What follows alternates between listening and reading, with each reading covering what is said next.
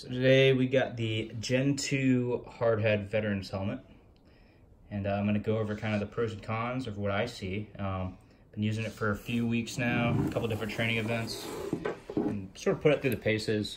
And after I go over the pros and cons of this, kind of compare it to their Gen 1, I'll go over some comparisons to some more common helmets, such as the OpsCore Maritime, and then this is a Mitch, I think, but it's pretty much the same thing as the ACH, which a lot of you guys with mil and law enforcement backgrounds are probably using. So, yeah, here's the Gen 2 Hardhead Veterans Helmet. Of, you know, the kind of lower cost ballistic helmet sort of crowd out there, you guys have probably heard of these dudes. Great group of guys, obviously started by veterans, providing a lower cost solution and high cut solution to some of, you know, the more expensive name brands out there, obviously OpsCore being one of them. You know, name your brand. But, you know, the only thing, in my opinion, that is really, I guess, could be a deal breaker for some guys, for me it is not, is that the materials, while they're sourced in the United States, at least the shell materials, it's assembled overseas. That kind of keeps costs low. You know, I get it, it's armor, but guys, they're very transparent about their ballistic testing. They're very, you know, open. They have a great warranty coverage, and I don't really think that you're, just because, hey, this was assembled in China, that it changes anything. I mean, they have great quality control, and their shells have actually saved a few lives up to this point, if I'm not mistaken. So, you know, there's not, you know, there's a few agencies that use this, law enforcement agencies, a lot of guys in the conventional military, especially on the National Guard side, who don't get issued high-cut helmets, have turned to these guys because, A, it's reliable, and B, it's a high-cut for, you know, sub $500, which is pretty hard to find in something reliable, right? So, you know, the shell is some variant of Kevlar. I don't exactly remember, but the one cool thing about these shells, and compared to some of the other high-cuts, is that the back force deformation on these is actually less than 12 millimeters. So the standard OpsCore Fast, not the Maritime, is only rated to, I think, like 25 or less than 25. So actually back force deformation on this is better than that of the OpsCore. So it's a 3 alpha like most helmets. I think that stops up to, you know, 357. I have seen some videos where they've tried some other rounds on this thing, and it's held up pretty well. But, you know, still 3 alpha, so we'll kind of set the limit at that. You know, so the only thing that stayed the same from the Gen 1 is the shell. Everything else has changed. So as the most visible, you know, is the switch to the M-LOK rail system. So the M-LOK rail system is really slim, and it seems to be kind of where helmets are headed towards. Obviously with firearms, you know, most accessories are made in M-LOK now. That's kind of, you know, the hot new item on the block. So I think it was smart to make that move. Me personally, I used an OpsCore for years, so I had accessories specific for the OpsCore rail, so I didn't get a ton of use out of this. But I think that's great, as you can easily transition lights, or they make Peltor's adapters for M-LOK now, you know, plenty of things that can go to the M-LOK rail. And they're actually coming out with their own Peltor adapter that looks like it's going to be a huge game changer. Real slim, low pro, really going to work well with their rail system. Another, you know, kind of visible, not really that big of a deal, but I like, is the Velcro. So those of you guys who are used to OpsCores, or some of the other high cuts are used to maybe like a single strip here and then like a strip up here, they took it a step further. I mean, this is like the perfect length for V-lights or anything else you might want to run back here, strobes, battery pads, etc. I don't really know what all the V notches are for or any of that, but I'm sure that's just a part of the cutting process, and it just kind of makes it look cool. I do like that they had kind of a Mohawk strip going here. TNVC, I know, makes the Mohawk, and a lot of guys are using those on OpsCores and Cry helmets or whatever. But I think it's smart, because a lot of guys like to run the strobes or V-lights or whatever back here, just, you know, anticipating something potentially snagging up top, which obviously would not be a good thing. But the other change is the Mpg Shroud, or night vision shroud. So this is like kind of a rattly mount, so I added some Velcro, but it's still kind of a universal mount, but they went from a skeletonized version to this version. Do I know that it's any better or worse? I'm sure they have a method to the madness, so I'm sure they saw improvements with this. I'm not really sure exactly what it is, but it works, and I've ran nods on it no problem, so not a bad, not a good, but change them out. It does seem like it might be a little more durable, so we'll see. Moving to the interior, which is where like the real big changes, or big functional changes other than the rails came. First and foremost, before I open this thing up, you'll see that they kind of redid the chin strap. Chin strap's good. I mean, it's just kind of a standard chin strap, but the one cool thing I think they added, which is really cool if you're taking this thing on and off all the time, is it's magnetic. So, you know, it's got this pull tab, and it is magnetized. So you just knock this in the slot there, and it goes back, which I thought was pretty cool, kind of innovative. Had never seen that before. And if you're one of these guys that's constantly undoing and doing his chin strap, it just makes things easier to do one-handed, no issue. And no real issue of that coming apart as it locks in right there, which is cool. Onto the liner. So they changed to like this 2-pad liner system. So here's like your initial kind of shock absorber pad. Lighting's kind of bad, see. And then they have this kind of comfort pad that switches in there, and you can see throughout the whole helmet, you know, it's lined with these pads. And it comes with 2 different sizes, like a thick version, a thin version, so you can adjust both of them. There's a giant bag full of them. I'm not gonna go over every single pad, but you know,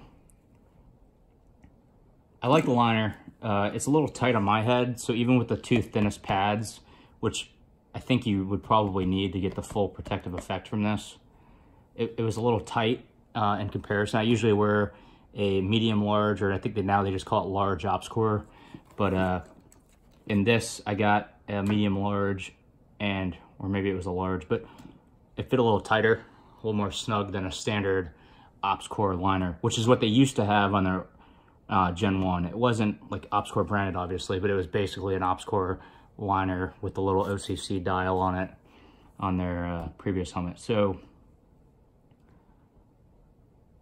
you know, it is a little snug for me, but I'm kind of like on that like edge of the large anyways. So most people probably wouldn't find this to be an issue. But hey, you know, at least they're being innovative and they're trying to do some things, and the pads are definitely comfortable and nice. So, I mean, I think, you know, if I had a smaller dome, it'd probably work a little better, but still seems like a good liner system. And that kind of brings me to the next point on the hardhead veterans helmets, is that you can pretty much get any liner system, any chin strap, any nods mount, any rail system, pretty much anything that would work with a standard ops core fast.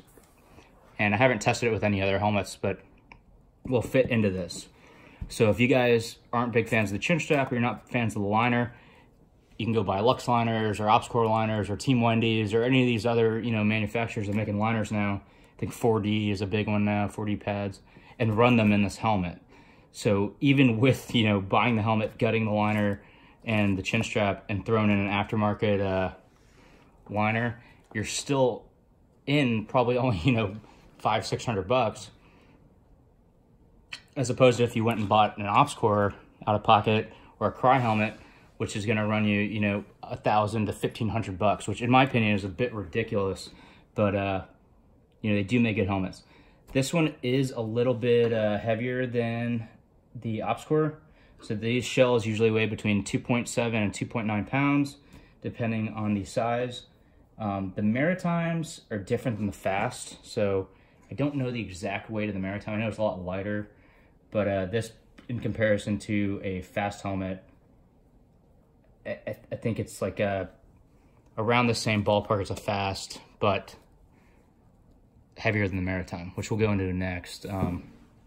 So here is this. Great helmet, great cost. And I think if you have to buy a helmet out of pocket, you won't be disappointed with a high cut from hardhead veterans. In comparison, here is what I've been running for years and still sometimes run on occasion. Well, prior to getting the HHV I was, but It's the OpsCore Maritime. So the Maritime, ballistically, I don't even know exactly what it's rated to. I know it's not all Kevlar. There's some like carbon fiber materials in there.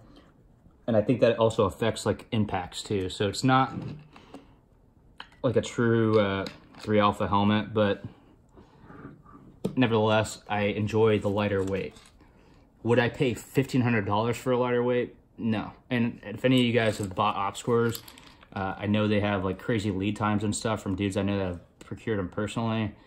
And I would not probably recommend getting one of these unless you're going to be wearing a helmet with nods and accessories for long periods of time. That's when it really matters. Like that's when ounces matter, is when you're wearing these helmets for tons of time.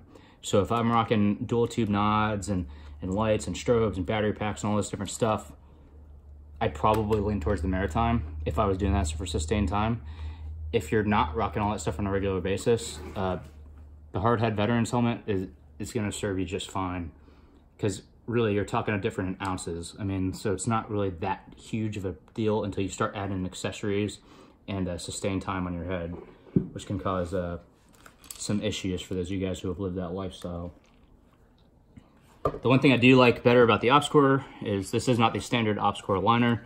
This is the Luxe liner, the vented version with the worm dial. I love this liner with a passion, and I might put one of these or just change this out to the Hardhead Veterans helmet. It's great stability. It fits perfectly on my head. I don't know, I just really like the liner on this. So,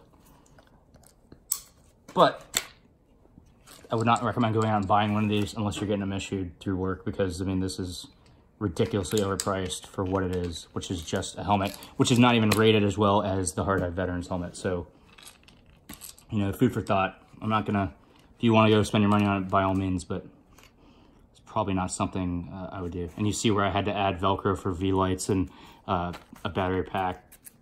You know, it's, at least they're being, Hardhead Veterans just understands and is being a little innovative in the Velcro department. This is probably what most of you guys are wearing, which is honestly the reason a lot of guys are buying the HHV. So this thing, I mean, I think they came out in like the early 2000s. This is what I first wore when I got to regiment, until I got an OpsCore. You know, for the time, and it's better than like an old, you know, K-pot style helmet, but it's just ridiculously heavy. It sucks to run comms on it. And when you start adding in, you know, battery, this is for 6s, but once you start adding in battery packs and little lights and all this and that and rails, this thing is heavy. And take it from somebody who has 2 herniated discs and like a few other spinal issues from the line of work. If you can get away with it and your chain of command will go with it, I would highly recommend, if you have one of these and you're planning on staying in for a little bit, to switch over to one of these. The ballistic property is the same, back force deformation is better, and you can run comms and other things, and it's a ton lighter than this. I mean, this thing is a beast. So most of you guys are probably running green pads in there, but and different chin straps, but this is just an older Mitch. I think it's called the ACH now, or whatever it is. But long story short, this thing sucks. So, you know, they come in a variety of colors, so you can get covers for them. They work with a ton of other accessories from the other helmet companies and aftermarket companies. And overall, I'm pretty impressed. I mean, this is a really good helmet. I like the hydro dipping option. I like the fact that it's sub $500. And I like the fact that I would feel safe if I got hit with this. You know, they're an open and honest company. They're kind of changing the game, and they have clearly displayed that you don't need to spend $1,500 on a high-cut helmet in order to get the protection you need. So if you guys are in the market, or if you guys are just looking to switch it up from your older helmet or issue helmet, check out Hardhead Veterans. They're kind of changing the game, and there's a lot of new accessories that they're coming out with in the process of this. So, yeah,